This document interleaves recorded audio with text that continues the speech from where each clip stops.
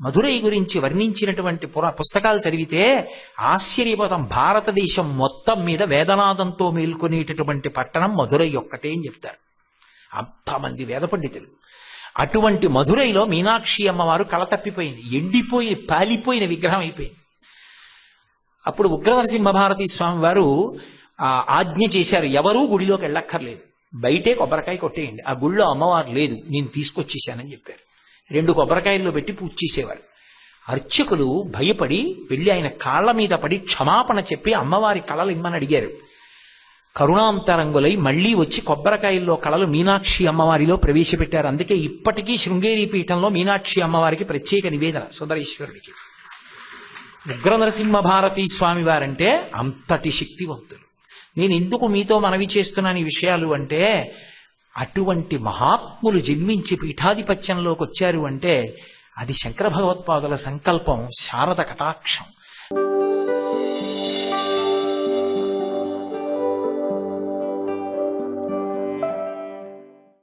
ఆజన్మ వైరం ఉన్న ప్రాణులు పాము, కప్ప. అలాంటిది గర్భిణి అయి ఎండ చేత సూషించిపోతున్న ఓ కప్ప కదలలేక అలా ఉండిపోతే గట్టు మీద తుంగానదీ తీరంలో ఒక నాగుపాము వచ్చి పడగపట్టి ఆ కప్పకి శాంతి కల్పించింది. శంకరులు ఆగిపోయారు. అబ్బా, ఆజన్మ వైరం ఉండవలసినటువంటి 2 ప్రాణులు వైరాన్ని మరిచిపోయాయా? ఎవరో మహానుభావుడు తపస్సు చేశాడు, లేకపోతే ఇది సాధ్యం కాదు. అందుకని ఈ దేశం శాంతి భూమి. ఏది చెయ్యండి శాంతి శాంతి శాంతి. శాంతి కాముకులై బ్రతకడం తప్ప అశాంతి కల్పించడం ఈ దేశ లక్షణమే కాదు. అందుకే మహానుభావుడు అంతర్ముఖత్వంతో చూశారు, ఋష్యశృంగుడు తపస్సు చేసిన భూమి. అందుకే తూర్పున జగన్నాథ్, పడమర గోవర్ధన పీఠం, ఉత్తరమున బదరికాశ్రమం ఎంచుకున్న, దక్షిణంలో రామేశ్వరంలో పెట్టాల, మఠం ఒకటే పెట్టారు. పీఠం శృంగగిరిలో పెట్టారు, అంత తపోభూమి కనుక. అటువంటి శృంగగిరిలో నేను సరస్వతీదేవిని ప్రతిష్ఠ చేస్తే ఈమె ఉండడానికి యోగ్యమైన క్షేత్రం, ఇక్కడ నుంచి సరస్వతీ కటాక్షం అందుతుంది భారతదేశానికని అనుకుంటున్నారు. అనుకుంటూ ముందుకు నడిచారు. అమ్మవారి పాద మంజీరముల శబ్దం వినపడలేదు. నా వెనక వస్తానంది, మంజీరముల శబ్దం ఆగిపోయింది. సరస్వతీదేవి కోరిక కూడా శృంగేరిలో ఉండాలి, అందుక చమత్కారం చేశారు. ఆయన వెనక్కి తిరిగి చూశారు. వెంటనే సరస్వతీదేవి అంది, శంకరా, నియమోల్లంఘనం చేసావు, వెనక్కి తిరిగావు, ఇక్కడే ఉంటాను. అమ్మా, నేను నిన్ను ఇక్కడే ఉంచాలనుకుంటున్నాను. మరి శబ్దం ఎందుకు వినపడలేదు? ఏదో ఒక అర్థం ఉండాలి కదూ. తుంగానది నేల బాగా మెత్తగా ఉంది నీటి స్పర్శ చేత. అమ్మవారు అందులో దిగి నడుస్తూ ఉండడంలో మంజీరముల సవ్వడి వినపడలేదు. వెంటనే చందనదారువులోకి ప్రవేశింపజేశారు శంకర భగవత్పాదులు. ఇప్పటికీ మీరు విద్యాశంకర దేవాలయానికి వెడితే ఎవరో ఒక ఆడావిడ కూర్చున్నట్టుగా ఉంటుంది, స్తంభం పక్కన ఉంటుంది. ఆ చందనదారువులో ప్రవేశపెట్టి ప్రతిష్ఠ చేశారు. తర్వాత కాలంలో విద్యారణ్య స్వామి వారు శారదామూర్తిని ప్రతిష్ఠ చేశారు. అటువంటి శంకర భగవత్పాదులు శృంగగిరి పీఠాన్ని ఉంచి తన శిష్యుడు మండన మిశ్రుణ్ణి సురీశ్వరాచార్యుల వారన్న పేరుతో పీఠాధిపత్యం ఇచ్చారు. శంకరుల సంకల్పం. జగద్గురువుల యొక్క పరంపర ఆగడానికి వీల్లేదు. వంశం ఎలా ఆగకుండా ఉండాలని పెళ్లి చేసేటప్పుడు ధర్మ ప్రజాపత్యర్థం అని కోరుకుంటామో, అలా గురువుల యొక్క పరంపర కూడా తంతువుగా అలా కొనసాగి వెడుతూనే ఉండాలి. లేకపోతే ఉద్ధారకులు ఎవరు సమాజానికి? అందుకు నా గురు పరంపర వెళ్ళాలంటే 4 పీఠాలకి మహాపురుషులు రావాలి. కారణజన్ములై పుడుతూనే వాళ్ళకి అసలు సమాజ స్పర్శ, కామము, క్రోధము, లోభము, మదము, మోహము, మాత్సర్యము లేకుండా కారణజన్ములై వైరాగ్య సంపత్తి కలిగిన వాళ్ళు పుట్టి పీఠాధిపత్యంలోకి రావాలి. ఇది శంకర భగవత్పాదుల సంకల్పం.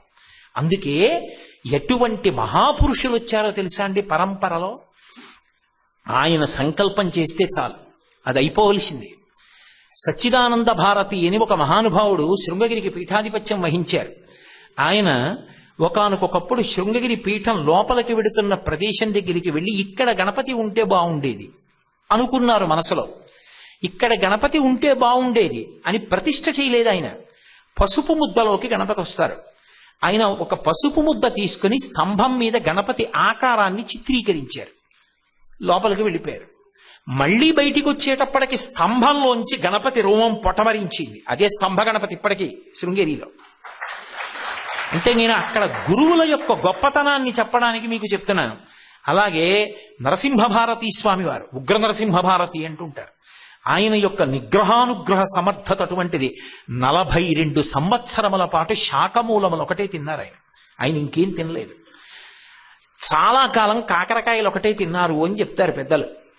అవి కూడా పరమ పరిమితంగా పచ్చి కాకరకాయలు తినేవారంతే. ఆయన 20 గంటల సేపు అనుష్ఠానం చేసేవారు. మిగిలిన 4 గంటలు దేనికి? అనుష్ఠాన యోగ్యత శరీరానికి కల్పించడానికి, శరీర శోధన చేయడానికి. శరీర శోధన అంటే కాలకృత్యాలని తీర్చుకోవడం, స్నానం చేయడం, ఇలాంటి వాటికి. అంటే వారు నిద్రపోయింది ఎంతసేపు? అసలు వారు నిద్రపోయినట్టుగా చాలా మందికి తెలియదు. అంతటి ప్రజ్ఞా దురంధరులై ఉండేవారు. ఎవరైనా అసలు నమ్మగలరా? మన మాట అలా ఉంచండి, ఈ దేశంలో ఉన్న వాళ్ళు నమ్ముతారు. ఎందుకంటే ఈ దేశంలో ఉన్న వాళ్ళకి మహాపురుషుల పట్ల ఉన్న నమ్మకం అటువంటిది. ఆయన ఒకప్పుడు బెంగళూరు వెళ్ళారు. బెంగళూరు వెళితే అప్పుడు బ్రిటిష్ ప్రభుత్వం పరిపాలన చేస్తోంది. బౌరింగ్ దొరగారని కమిషనర్గా ఉండేవారు. ఆయనకు అనుమానం వచ్చింది, 42 ఏళ్ల నుంచి ఈయన పచ్చి కాకరకాయలు తింటున్నారా? 20 గంటల అనుష్ఠానం చేస్తారా? 4 గంటల్లో ఇతర పనులకు సరిపోతుందా? మరి ఎప్పుడు పడుకుంటారు ఈయన? అనుమానం వచ్చి ఎవరికీ చెప్పకుండా నేను వస్తాను అనకుండా 1 గంటకి 2కి మధ్యలో శృంగేరి పీఠాధిపతులు విడిది చేసినటువంటి ప్రాంగణానికి వెళ్లి దూరంగా నించున్నారు. నించుని తన అంత్యవాసితో కబురు చేయించారు, ఒకసారి తెర పైకెత్తమనండి. వెంటనే పైకెత్తాలి, వెనక ఏముందో నేను చూస్తానన్నాడు. సాక్షాత్ బెంగళూరు కమిషనర్ గారు ఆజ్ఞ, శిష్యులు పక్కన ఉన్నారు. తెర పైకెత్తారు. ఉగ్ర నరసింహభారతీ స్వామి వారు మారేడు దళాలతో చంద్రమౌళీశ్వరలింగానికి పూజ చేస్తున్నారు. 1 గంటకి 2కి మధ్యలో కూడా 20 గంటల అనుష్ఠానం. ఎంత శక్తివంతులో తెలుసా అండి ఉగ్ర నరసింహభారతి అంటే. మళ్ళీ నేను ఎప్పుడైనా ఈ దేవాలయానికి వచ్చేటప్పటికి అటువంటి మహాపురుషుల యొక్క శృంగగిరి పీఠాధిపతుల యొక్క చిత్తరువులు ఈ దేవాలయం అంతా ఉంటే అలాంటి వాళ్ళ యొక్క ముఖమండలాల్ని చూస్తూ సంతోషపడిపోవాలి వచ్చిన భక్తులు. ఎంతటి మహాశక్తివంతుడంటే ఆయన ఒకప్పుడు గుజరాత్లో ఒక గ్రామానికి వెళ్ళారు. మహాధనవంతుడు ఒకడు గొప్ప గృహాన్ని నిర్మాణం చేసి ఆయనకి విడిది ఇచ్చాడు. ఎందుకని అంటే అందులో ఒక బ్రహ్మరాక్షసుడు ప్రవేశించాడు. బ్రహ్మరాక్షసుడు అంటే ఎవరు అని అనుకోకండి. బ్రహ్మరాక్షసుడు అంటే వేదం చదువుకుని త్రికాల సంధ్యావందనం చేసి గాయత్రి చేస్తూ అమాయకులైన ఆడవాళ్ళని సాటి బ్రాహ్మణుల్ని దోచుకునేటటువంటి లక్షణం ఉన్న బ్రాహ్మణుడు బ్రహ్మరాక్షసుడు అవుతాడు అని మనకు పురాణ వాక్కు. అటువంటి బ్రహ్మరాక్షసుడు కూడా ఇంట్లో చేరాడు. అందుకు అసలు గృహప్రవేశం కూడా చేయలేను. ఆయన ఈ విషయం చెప్పకుండా ఉగ్ర నరసింహభారతీ స్వామి వారికి దాన్ని విడిది ఇచ్చాడు. ఉగ్ర నరసింహభారతీ స్వామి వారు పడుకోరు. శృంగేరి పీఠానికి ముద్ర ఉంటుంది, హంస. ఆంతరంగిక పరిచారికలు ఆ వస్త్రాలు కట్టుకుని నించుంటారు. ఆయన రాత్రి వేళ 2 గంటలకి అనుష్ఠానం చేస్తున్నారు. చేస్తుంటే ఒక వ్యక్తి స్తంభం దగ్గర ఇలా భుజం పెట్టి జారగిలబడి చేతులు కట్టుకుని చూస్తున్నాడు. ఇలాగా అలా నిలబడరు పరివారం. స్వామివారు ఇలా చూసి అన్నారు, తప్పుకోవాలి. కదలలేదు. కూర్చోమ్మని సంజ్ఞ చేశారు, కూర్చోలేదు. అనుమానం వచ్చి ఆయన జపం చేస్తూ చూశారు. మనుష్యుడు కాడు. శృంగగిరి వస్త్రాలు ఎవరివో తస్కరించి వేసుకుని నిలబడ్డాడు బ్రహ్మరాక్షసుడని అర్థమైంది. ఆయన లేవలేదు, భయపడలేదు. కమండలంలో నీళ్లు తీసి చేతిలో పోసుకుని నృసింహ మంత్రాన్ని చదివి చల్లారు. పెద్ద కేకలు వేస్తూ పరిగెత్తుకెళ్లి పెరట్లో ఉన్న పెద్ద బావిలో దూకేశాడు. తరువాత వెళ్లి చూస్తే వస్త్రాలు పైకి తేలే ఆ బ్రహ్మరాక్షసుడు పారిపోయాడు. ఇక ఈ ఇంటికి బ్రహ్మరాక్షసుడు రాడు, మీరు ప్రశాంతంగా ఉండండి అన్నారు. ఎటువంటి శక్తివంతులండి వచ్చిన వాళ్ళు, ఏం సామాన్యులు కారు, మహాపురుషులు. వాళ్ళ పేరు తలుచుకుంటే చాలు శారద పొంగిపోతుంది. నా బిడ్డల గురించి చెప్పుకుంటున్నారు ఇక్కడ పిల్లలందరూ. ఎంత సంతోషంతో వింటున్నారో. చేతకాని కోటేశ్వరరావు చెప్తున్నారు. అంతటి మహానుభావుడు ఉగ్ర నరసింహభారతి అంటే. ఆయన ఎంత మహాపురుషులంటే మధురై వెళ్ళారు ఒకప్పుడు. వెళ్ళి తిన్నగా మీనాక్షి దేవాలయంలోకి వెళ్ళి పూజ చేస్తున్నారు. పక్కనున్న బ్రాహ్మణులు చనిగారు. మేము తప్ప ఎవరు లోపలికి రాకూడదు, తగుదనమ్మాయి లోపలికి వచ్చి పూజ చేస్తున్నారు, బయట నిలబడచ్చు కదా అన్నారు. ఆయన విన్నారు. మనసుకి క్లేశం కలిగింది. శిష్యుణ్ణి పిలిచి 2 కొబ్బరికాయలు తెమ్మన్నారు. మీనాక్షి అమ్మవారిని ప్రార్థన చేసి ఆవిడ కళలన్నీ ఆవాహన చేసేశారు కొబ్బరికాయల్లోకి. తన విడిదికి వెళ్ళిపోయారు. మీనాక్షి అమ్మవారు పేలవంగా అయిపోయింది విగ్రహం. ఎంత కాంతులి మధురై గురించి వర్ణించినటువంటి పుస్తకాలు చదివితే ఆశ్చర్యపోతాం. భారతదేశం మొత్తం మీద వేదనాదంతో మేల్కొనేటటువంటి పట్టణం మధురై ఒక్కటే అని చెప్తారు అంతమంది వేద పండితులు. అటువంటి మధురైలో మీనాక్షి అమ్మవారు కళ తప్పిపోయింది, ఎండిపోయి పాలిపోయిన విగ్రహం అయిపోయింది. అప్పుడు ఉగ్రనరసింహభారతీ స్వామి వారు ఆజ్ఞ చేశారు, ఎవరూ గుడిలోకి వెళ్ళక్కర్లేదు, బయటే కొబ్బరికాయ కొట్టేయండి, ఆ గుళ్ళో అమ్మవారు లేదు, నేను తీసుకొచ్చేసానని చెప్పారు. 2 కొబ్బరికాయల్లో పెట్టి పూజ చేసేవారు. అర్చకులు భయపడి వెళ్ళి ఆయన కాళ్ల మీద పడి క్షమాపణ చెప్పి అమ్మవారి కళలు ఇమ్మని అడిగారు.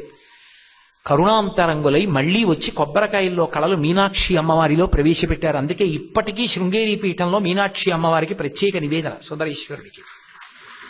ఉగ్రనరసింహభారతీ స్వామి వారంటే అంతటి శక్తివంతులు. నేను ఎందుకు మీతో మనవి చేస్తున్నాను ఈ విషయాలు అంటే, అటువంటి మహాత్ములు జన్మించి పీఠాధిపత్యంలోకి వచ్చారు అంటే అది శంకర భగవత్పాదుల సంకల్పం, శారద కటాక్షం.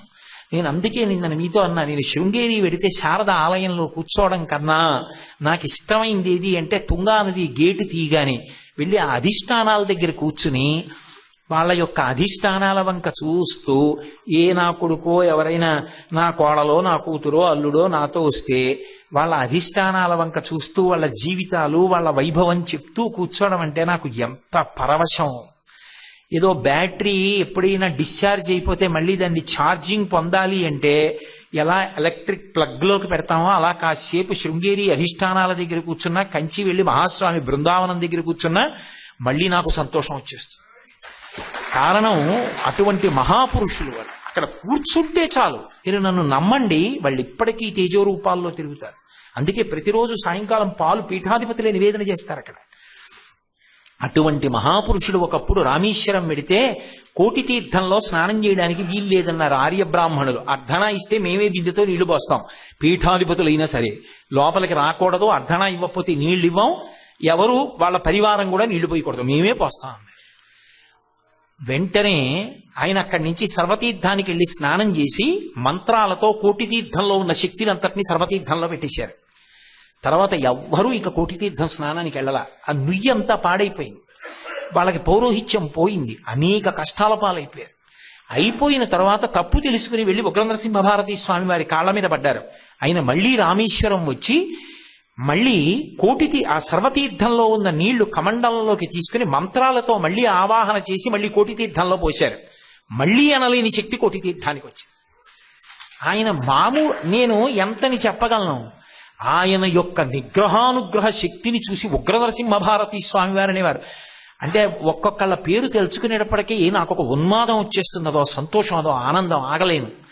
ఆయన ఎంత శక్తివంతులంటే చిట్ట చివర 82 సంవత్సరముల వయస్సులో ఇక శరీరం విడిచిపెట్టేస్తారు. గోకర్ణం వెళ్లాలనుందిరా, పల్లకి సిద్ధం చేయండి అన్నారు. వెళ్ళగలిగిన స్థితిలో లేరు, ఏదో పలవరిస్తున్నారు, కోరుతున్నారులే అని శిష్యులు ఊరుకున్నారు. వారు సమాధిలోకి వెళ్ళారు. కూర్చుని సమాధిలోకి వెళ్ళి ఆయన, ఓ గోకర్ణం నుంచి బ్రాహ్మణులు వచ్చారు మమ్మల్ని ఆహ్వానించడానికి, మీ ఆహ్వానం మన్నిస్తున్నాం, గోకర్ణం వస్తున్నాం అన్నారు. కాసేపు ఆగి, బోయిలు పల్లకి సిద్ధంగా ఉంది కదా, వస్తున్నాను అన్నారు. మళ్ళీ కొంతసేపు ఆగి గోకర్ణ క్షేత్రంలో అభిషేకం చేస్తున్నట్టుగా చెయ్యి ఇలా పెట్టి అభిషేకం చేస్తున్న ముద్ర పట్టారు.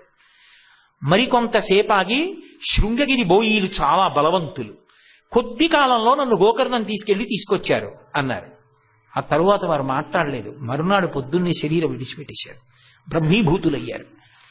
అది అవగానే గోకర్ణం పాలకమండలి వ్యక్తి శృంగగిరికి అక్కడ ధర్మాధికారి, ఆ వ్యక్తి వచ్చాడు. నిన్న రాత్రి నాకు ఉగ్రనరసింహభారతీ స్వామి వారు కల్లోకి వచ్చారు, ఆయన గోకర్ణం వచ్చారు, నన్ను పిలిచారు, నేను కూడా వెళ్ళాను ధర్మాధికారిని కాబట్టి. ఆయన క్షేత్రంలోకి వెళ్ళి శివలింగానికి అభిషేకం చేశారు. నేను ఆయన కాళ్ళ మీద పడి నమస్కారం చేశా, ఉండడానికి వీల్లేదు, వెంటనే వెళ్ళిపోవాలి శృంగేరి అని వెళ్ళిపోయారు. నాకు నిన్న రాత్రి కలొచ్చిందన్నారు. ఆయన కోరుకుంటే మహాబలేశ్వరుడు గోకర్ణంలో ఆయన్ని దర్శనానికి తీసుకొచ్చాడు. అంతటి మహాశక్తివంతులు, సామాన్యులు కారు వారు. ఇంకొకరికి పీఠాధిపత్యం ఇచ్చే ముందు ఇప్పటికీ చెప్తారు శృంగేరిలో, నేను ఎన్నో గ్రంథాల్లో చదివా, 2 పత్రాలు తీసుకెళ్లి 2 మారేడు దళాలు శారద పై 2 చేతుల మీద పెడతారు, పెట్టి గుడి తలుపులు వేసేస్తారు, వేసేసి ప్రార్థన చేస్తారు. ప్రార్థన చేస్తే జగదంబ యొక్క కుడి చేతి వైపు నుంచి బిల్వదళం కింద పడుతుంది. చంద్రశేఖర భారతీ మహాస్వామి వారి సమయంలో అయితే దాని మీద వాక్యాలు కూడా కనపడ్డాయని చెప్తారు. సచ్చిదానంద శివాభినవ నరసింహ భారతీ స్వామి వారి సమయంలో యాత్రకు వెళ్ళమని కనపడింది అంటారు. కుడి చేతి వైపు నుంచి బిల్వదళం పడితే ఆ వ్యక్తికి పీఠాధిపత్యం ఇస్తారు, అప్పుడు ప్రకటిస్తారు. ఒకవేళ ఎడం చేతి వైపు నుంచి బిల్వదళం పడితే ఇవ్వరు. అమ్మవారు ఇప్పటికీ పలుకుతుందని. చంద్రశేఖర భారతి మహానుభావుడు, ఆయన పేరు తలుచుకుంటే చాలు శారద పరవశించిపోతుంది. కారణజన్ముడు, పరమ వైరాగ్య సంపత్తి. ఆయన కాలంలో అయితే ఆయన పీఠాధిపత్యానికి వచ్చేటప్పటికి గురువుగారు శరీరం విడిచిపెట్టేశారు, బ్రహ్మీభూతులైపోయారు. ఆయన అమ్మా నువ్వే నాకు సర్వస్వం అని వెళ్లి శారద దగ్గర వంగి నమస్కారం చేస్తే గుడి తలుపులేసి మెత్తటి చేత్తో అమ్మవారు చంద్రశేఖర భారతీ స్వామి వారి తల మీద చెయ్యి పెట్టి ముట్టుకుని ఆశీర్వచనం చేసింది. నన్ను నమ్మండి, శృంగగిరి శారద అంత గొప్పది. ఆవిడ అనుగ్రహం లేకుండా, ఆవిడ ఆజ్ఞ లేకుండా ఆవిడ ప్రతిబింబ స్వరూపం ఇక్కడికి రాదు.